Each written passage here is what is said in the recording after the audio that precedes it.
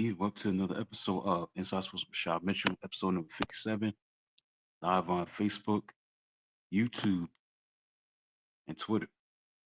Let's get into it, man. Let's get into it. About to cover for tonight.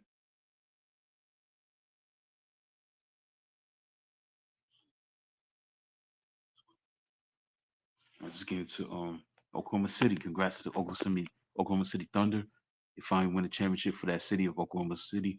Um, Obviously, this is a franchise that moved from Seattle and Seattle Supersonics. They won the championship in 1979, but it's been a long time coming since they won a championship, but just being in Oklahoma City, it's been a long time coming. When you look at this team, they gone through a lot with Durant, Kevin Durant, Westbrook, James Harden. They went to the finals in 2012 and lost to Miami Heat. They went to the conference finals in 2014 and 2016, but wasn't able to get over the hump. So to see a new cast of characters like Shea Gillis Alexander and Jalen Williams and Chet Holmgren and those guys, as Caruso contributing off the bench. This team was just destined to get it done this year and give credit to the organization, give credit to Sam Presti. He deserves a lot of credit what he had to endure to try to rebuild the team to what it is, whether it be the coaching, staff, whatever it is, and the players that he had to draft.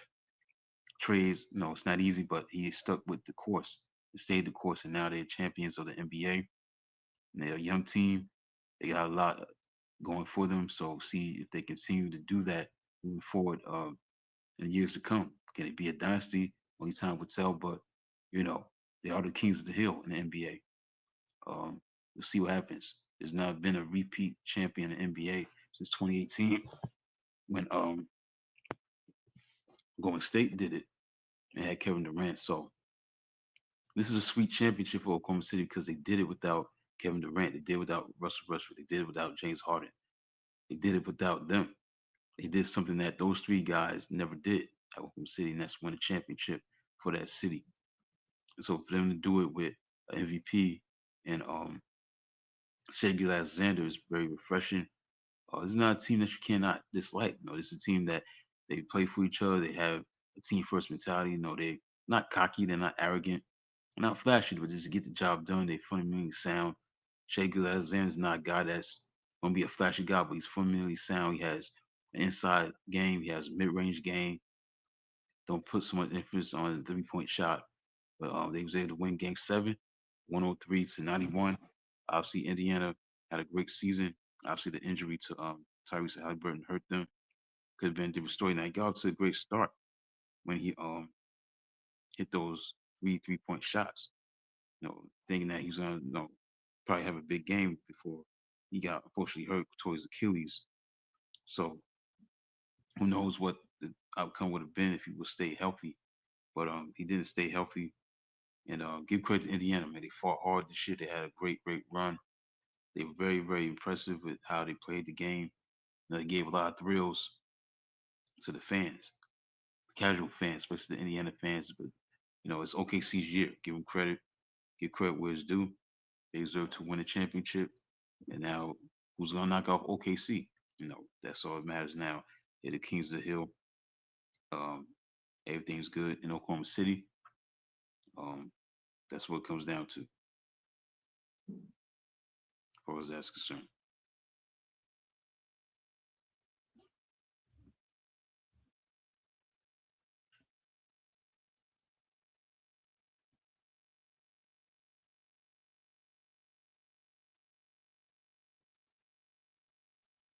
So give credit where it's due.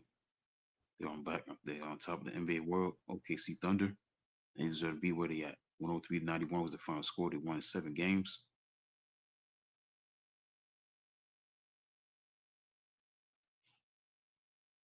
Sugar Alexander had 29 points. And losing cause, Benedict Mathurin had 24 points. Give them credit, man. They did what they had to do. The mission is over. The climb is complete. The rebuilding is done. 12 assists, 29 points for Gilles Alexander. And get credit where it's due. Jalen Williams had 20 points. Chet Holmgren had 18 points. Uh, Overall, including the regular season and playoffs, Oklahoma City won 84 games, tying the 96-97 Bulls, third most in any season. So it's the second championship for this franchise. Obviously, Seattle Supersonics won it in 1979. They was in Seattle, then they moved to Oklahoma City in 2008. And finally, have a championship in Oklahoma City. So give them credit. And despite Halliburton being hurt with the Achilles tendon, Pacers was leading at halftime, 48-47. But give credit to the Thunder. They handled their business in the third quarter. Start the second half, they had outscored Indiana 34-20. Thunder built a 13-point lead and began to run away. And now home teams in the NBA Finals in Game Sevens are now 16-4. So home court advantage does matter when it's the Game Seven.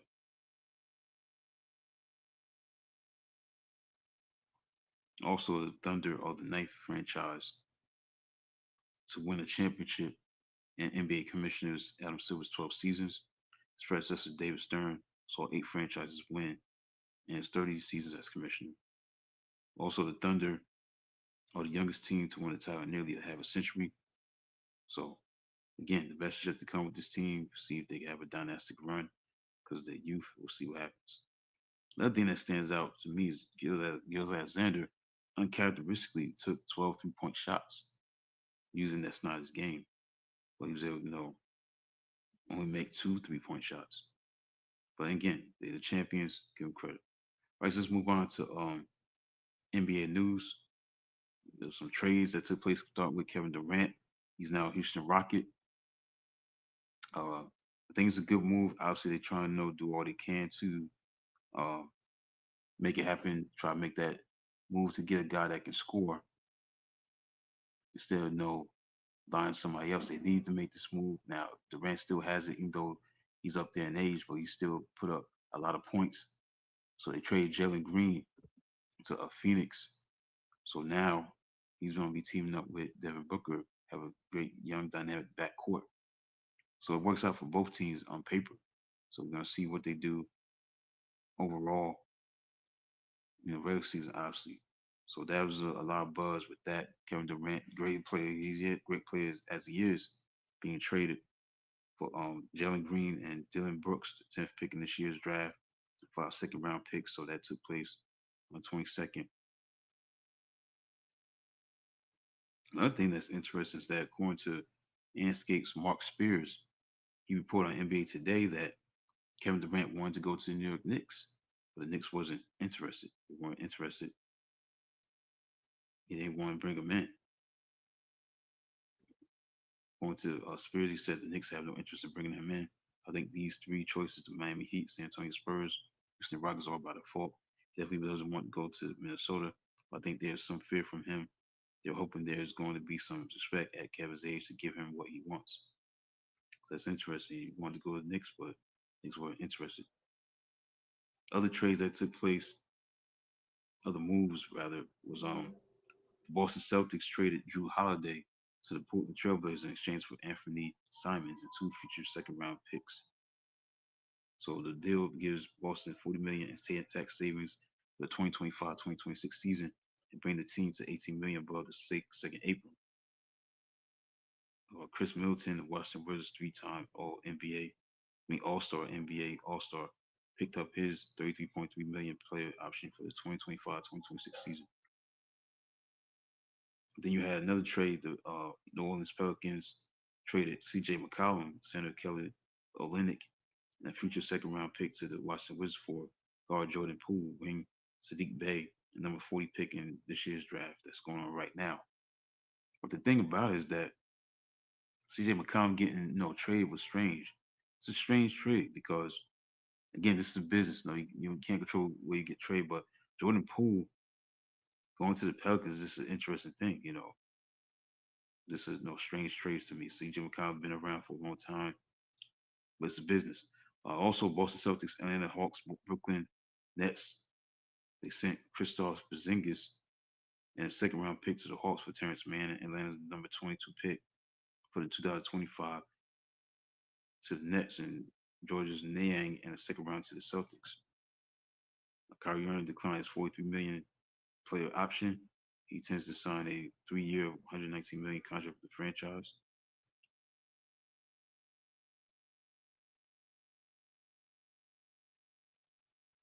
The Charlotte Hornets traded Mark Williams to Phoenix Suns in exchange for the number 29 pick in this year's draft and guard Vasilij Moshik. I'm saying his name right. So these kind of moves that were made. Also, the Washington Wizards selected Walter Clayton Jr. with the number 18 pick in the draft and traded him to the Utah Jazz for the number 21 pick, Will Riley, and number 43 pick in this year's draft, a second round pick in 2031 and 2032 second round pick. The Thunder, they traded their number 24 pick, the defending champs, Nick Clifford, in the 2025 draft to the Sacramento Kings for a 2027 protected first round pick.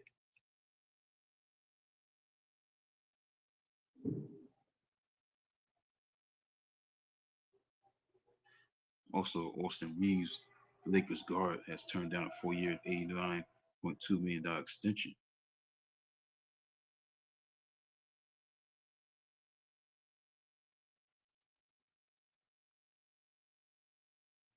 Some of the moves that were made offseason so far with the NBA.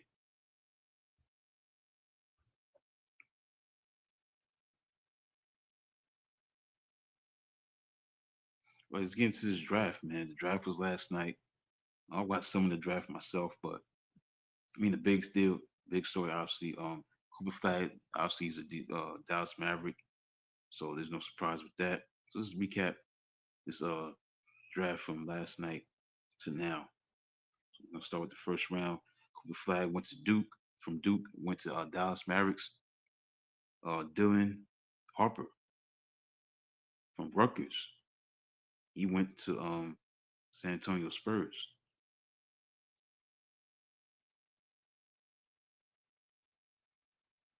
Then the 76ers drafted VJ Edgecombe out of Baylor. Colin Kneppel went to the Charlotte Hornets.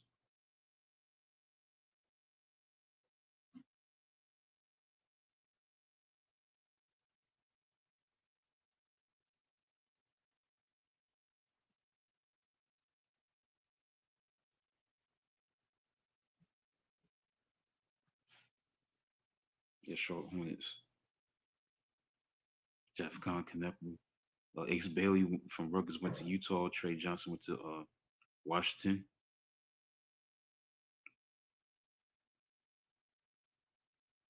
Jeremiah Fears went to New Orleans Pelicans. Igor Demon went to Brooklyn. Colin Murray Boys went to he was Atlanta Hawks or the Raptors. Yeah, the Raptors. Kamamu Loach, you know what I'm saying, right to trade to Phoenix. Like he went to Houston. Yeah, the pick was traded from the Rockets to the Suns in the Kevin Durant trade.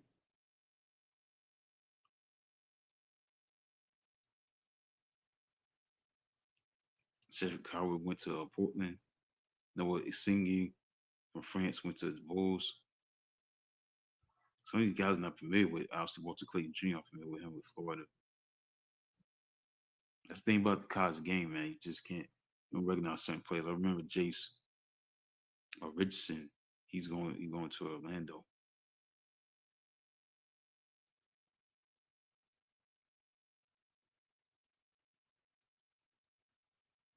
So that's it for that. What stood out with that?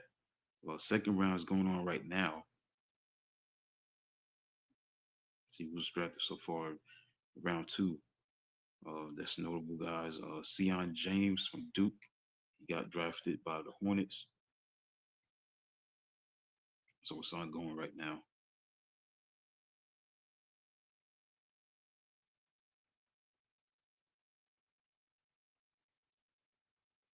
At the same time, the draft's not what it used to be, though.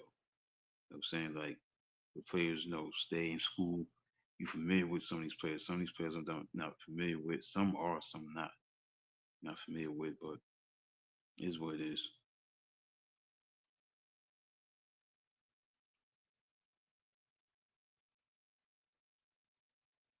Like, so that's stuff going on with the NBA draft in day two right now. Let's get into some baseball recap. We get into on this day in sports history from June 26th, which is today. So round two is going on right now. Toronto Raptors on the clock. We're going to pick number nine in the second day of the NBA draft. All right, let's get into Major League Baseball. Look at the standings. Who's doing great right now? Who's doing good? Who's not? All right, the Yankees are half game up over Tampa Bay. They 46 and 34. Uh, still, well, right now the Dodgers and the Detroit Tigers have the same record, the best record, tied for the best record, 51 and 31. Detroit's up 9.5 games up over Cleveland. Houston's looking great, playing like them typical selves, 48 and 33 in first place, 15 games over 500. Mets and the Phillies are tied for first, 47 and 34. The Cubs are 48 and 33. The Dodgers are 51 and 31. So they're playing like the usual self. They kind of like distance themselves from the San Francisco Giants and the San Diego Padres. So they're playing like their usual selves, the champs that they are. So that's the storyline on that. All right, let's look at player stats. Aaron Judge leads the league in hitting still, 361 batting average. Rowley of Seattle leads the league in home runs, 32. He also leads the league in RBIs with 69. Judge leads the league in hits, 108. Caballero, Tampa Bay, 29 stolen bases. Matt Fried is Matt Fried, 10 wins for the Yankees. Brown for Houston, 1.74 ERA. Estevez of Kansas City, 22 saves. Lawrence Suarez, 22 saves. Cratchit, Boston, 135 strikeouts. Quality starts, Fried, and Webb, 13 quality starts.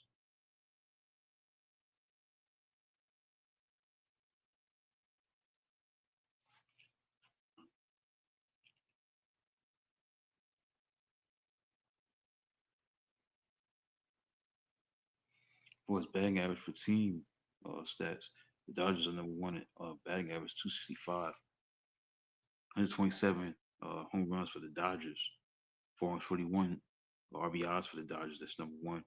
Hits 735 for the Dodgers, 104 stolen base for Tampa Bay Rays, and the Tigers and the Dodgers are tied for 50 wins. Pitchers, and the Rangers and the Mets are tied for the ERA, the best ERA, 3.25. Saves, San Diego Padres 27. Houston Astros 784 strikeouts. And the Phillies of Philadelphia 44 quality starts. So that's the storyline with the baseball. Let's get into Honest Day in sports history for June 26th. See what happened on this day. I go over all the events for some of them.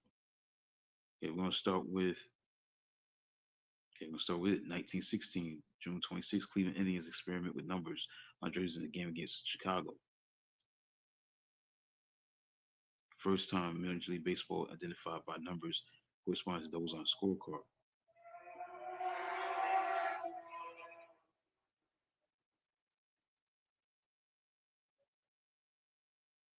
Cincinnati Reds, Lonnie Fry hit 8 doubles in a doubleheader.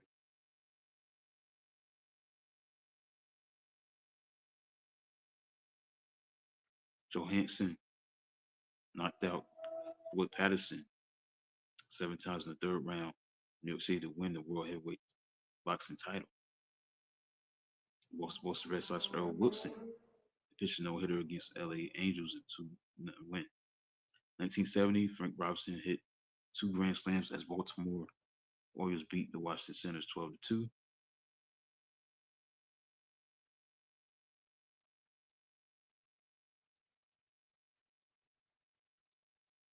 Losing 9-0 to the Red Sox. Yanks score 11 in third and win 12-11 in 10 innings. Eddie Murray, a New York Met at the time, 1993 on June 26th, was 20th player to get 1,600 RBIs. 1994, Kirby Puckett passed Rockaroo with 2088 hits. His 2088 hit as Twins top hit leader.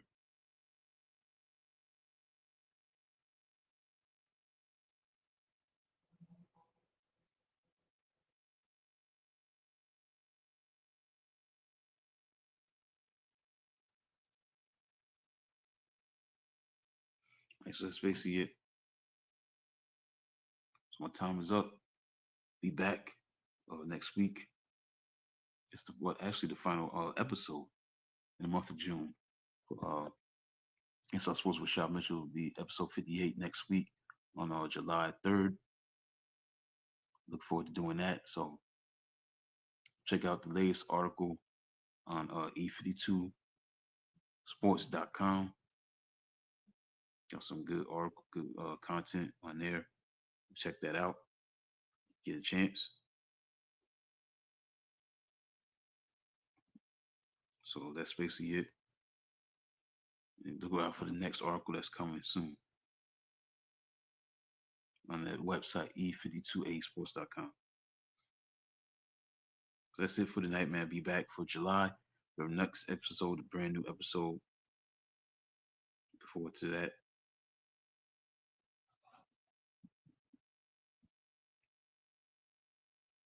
Next episode, a brand new episode. So that's all I gotta say about that. So be on the lookout with that.